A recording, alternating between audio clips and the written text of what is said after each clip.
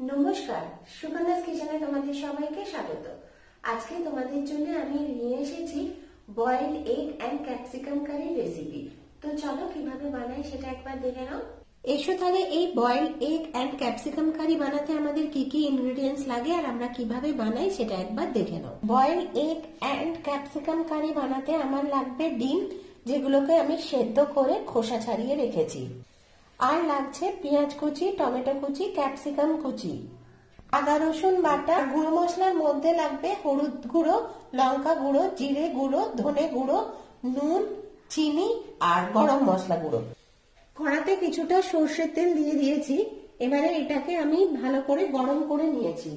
এর ভেতরে আমি পেঁয়াজ কুচিগুলো দিয়ে দিচ্ছি। পেঁয়াজটা একটু ভেজে নেব।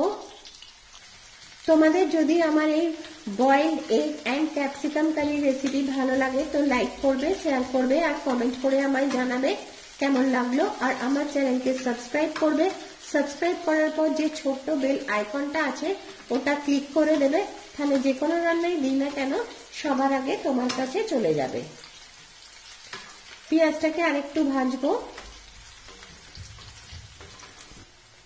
ক্যাপসিকামটা দিয়ে দিলাম, তার সাথে টমেটো কুচিটাও দিয়ে দিচ্ছি।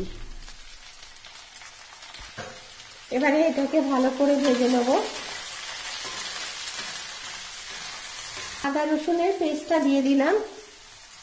আদা রসুনের কাঁচা গন্ধটা যাওয়া পর্যন্ত এটাকে খুব ভালো করে আমি কষবো। এবারে একে একে সমস্ত গুঁড়ো মশলাগুলো দিয়ে দিচ্ছি। প্রথমে চিনি আর নুনটা দিলাম, তারপর জিরে গুঁড়োটা দিয়ে দিলাম, এরপর ধনে গুঁড়োটা দিচ্ছি, তারপর হলুদ গুঁড়ো দিলাম আর তারপর আমি লঙ্কা গুঁড়োটা দিয়ে দিলাম। এবারে এটাকে আমি একটু জল দিয়ে কষবো মশলাটাকে।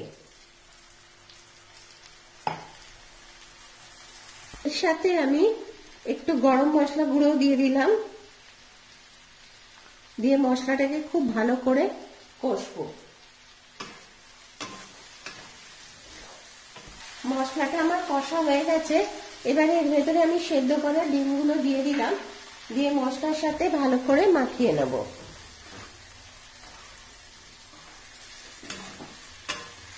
আমি অল্প জল দিয়ে দিচ্ছি।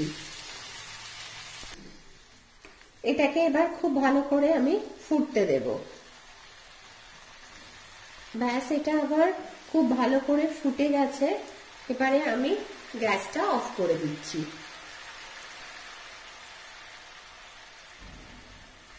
বয়েলড এগ এন্ড ক্যাপসিকাম কারি আমার রেডি। গরম গরম পরিবেশন করো রুটি, লুচি, পরোটার সাথে।